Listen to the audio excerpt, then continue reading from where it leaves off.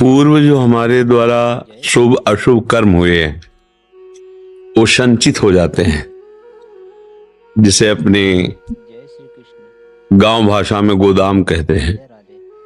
कर्मों का हमारा गोदाम रखा हुआ है, उससे कुछ कर्म निकाल के शुभ और अशुभ शरीर की रचना होती है। दोनों मिश्रित है, शुभ कर्म और अशुभ कर्म।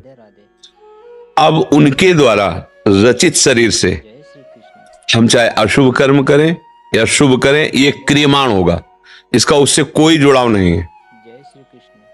आप शुभ कर्म करोगे और आपका अशुभ कर्म का परिणाम आ रहा है तो आपको भारी दुख भोगना पड़ेगा शुभ कर्म करते हुए भी। आप अशुभ कर्म वर्तमान में कर रहे हैं, आपके शुभ कर्म का परिणाम आ रहा, बड़े सुखी दिखाई दोगे जितने समय तक वो शुभ रहेगा। इसीलिए अज्ञानी जीव इस रहस्य को ना जानने के कारण जब अधर्म कार्य में रत होता है और उस समय उसका शुभ का परिणाम आ रहा होता है, उसको लगता है बड़ी मौज है यार, देखो ऐसा ऐसा बेईमानी की गंदे आचरण के हमें बड़ा लाभ मिल रहा है, उस शुभ कर्म का है। अब हमारा भाग्य बदलने का ये मानव देह देकर भगवान ने अवसर दिया है। हमारा भाग्य दो ही से रचा है, शुभ और अशुभ से। भगवान कृपा करते हैं तो हमारा सौभाग्य उदय होता है।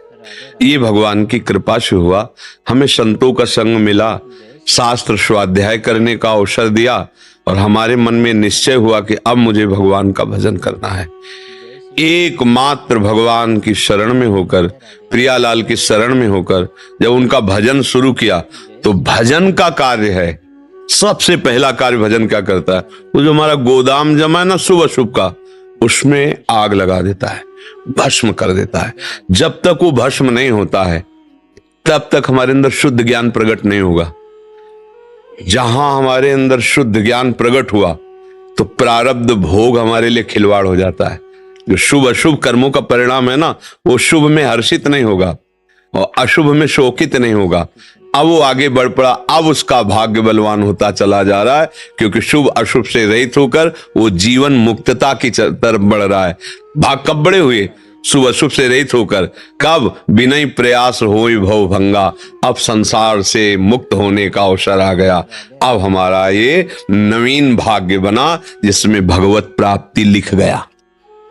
ये शुभ अशुभ कर्मों से नहीं हुआ, एक कृपा से हुआ है, गुरु कृपा से, संत कृपा से, शास्त्र कृपा से ये हमें अवसर मिला हुआ है। भक्तजन जिन्हें प्रेम से भगवान पुकारते, जो सदैश्वर्य संपन्न भगवान है, ज्ञानी जन उसे आत्मा स्वरूप से, योगी जन उसे परमात्मा स्वरूप से। जैसे जल कहो या तोय कहो या पानी कहो, बात एक ही है। उसी को आत्मा कहा गया, उसी को परमात्मा कहा गया, उसी को ब्रह्म कहा गया, उसी को भगवान कहा गया। प्रेमी का प्रीतम भी वही है और वही चराचर रूप में भी वही है। समझ रहे ना? अब इसको प्राप्त कैसे किया जाता है? गुरु की शरण में होकर के, उनके द्वारा प्रदत्त साधना में रत होकर, साधना के अभिमान का त्याग करके, तीनों देहों से, स्थूल सूक्ष्म कारण तीनों से अपना संबंध हटाकर जो बचा वो हमारा आत्मस्वरूप होता है। शरीर का देहाभिमान इंद्रियों और मन को लेकर जो विषयों में विचरण करता है, सारा ज्ञान इसी को हटाने के लिए है। और हम सारा ज्ञान शास्त्री इसलिए सीखते हैं कि हमारी इंद्रियों को हमारे मनमानी भोग मिले, हमें सम्मान मिले, हमें प्रतिष्ठा मिले, तो देहाभिमान पुष्ट हो गया। आत्मस्वरूप के ज्ञान की तो बात जाने दो, वो साधारण सदाचार को भी नहीं निर्वाह कर सकता। और ज्ञान है, शास्त्रों का ज्ञान है, शास्त्रों का ज्ञान है। बहुत बुद्धिमान है तो भी नहीं, बहुत प्रवचन कर लेता है तो भी नहीं, बहुत प्रवचन सुनता है तो भी नहीं। जो गुरुदेव की शरण में होकर आत्मस्वरूप गुरुदेव का वर्ण कर लेता है तो मोक्ष मूलम गुरु कृपा, उनके आश्रित हो गया तो देहाभिमान गलित हुआ, जो बचा वही स्वरूप है। जितना चिंतन सब डिलीट कर दो, जो अचिंत्य है वही बचा, वही आपका स्वरूप है। अब सारा जीवन इसी में लगाया जाता है।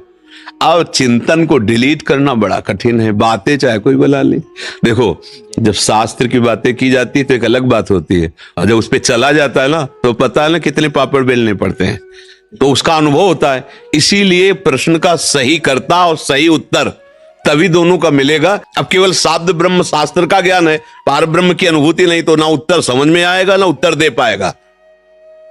सारा ज्ञान केवल देहाभिमान को मिटाने के लिए है। इस आकर्षण पर विजय प्राप्त करके जैसे स्वरूप को प्राप्त करने की चेष्टा की, वही शास्त्र ज्ञान सफल हुआ। नहीं तो भैया शास्त्र ज्ञान करके हम कूड़ा करकट ही बटोर रहे हैं। रुपया, पैसा, भोग सामग्री, प्रणाम, नमस्कार, ख्याति क्या है? कूड़ा करकट है, कूड़ा करकट। इसी को बटोर रहे हैं और हम अपने को कहते हैं शास्त्र ज्ञानी। आत्म स्वरूप का ज्ञान प्राप्त करने के लिए शरीर भाव का नाश, तभी तो आत्म भाव को प्राप्त होगे। ये पांच भौतिक शरीर में इतना तदात्म है कि आप देखो, हम बातें चाहे जितनी बनावे और हमें लगता है हम ही हैं, नहीं लगता? बस ये जो लगता है इसे मिटा दे, तो जो है वो लगता नहीं है, वो है। वो जो है उसकी अनुभूति होगी, उसे कहते हैं ब्रह्म, उसे ही कहते हैं ब्रह्मबोध। जिसको ब्रह्म बोध हो गया वो ब्रह्म स्वरूप हो गया, क्योंकि ब्रह्म स्वरूप था, ब्रह्म स्वरूप है, ब्रह्म स्वरूप रहेगा। वो भूल कर अपने को पांच भौतिक देह में, विषयों में, देह संबंधियों के राग में अपने को फंसा दिया। इसलिए वो दुख, हर्ष, शोक, भय, लाभ, हानि, जन्म, मृत्यु इसको प्राप्त हो रहा है।